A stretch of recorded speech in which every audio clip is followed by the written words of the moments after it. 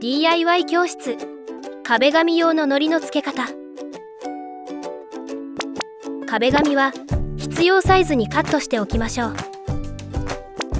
こちらの道具を使って DIY します。壁紙用の糊には希釈タイプ、ノン希釈タイプがあります。希釈タイプの場合は水を加えて混ぜる必要があります。DIY ならそのまま使えるノン希釈タイプが簡単です。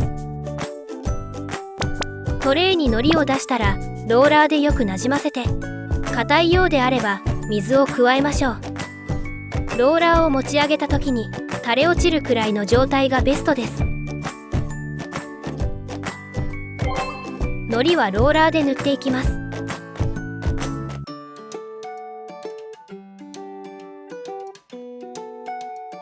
壁紙の木はギリギリまで塗りましょう。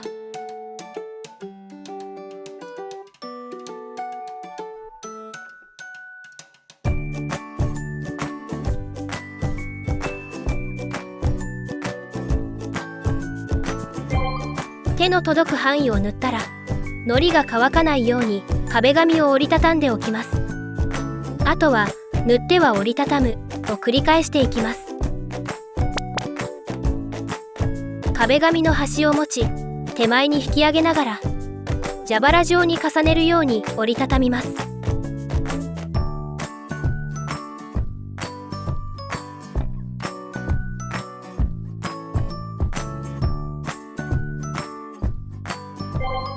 最後は壁紙に蓋をするように少しかぶせましょう。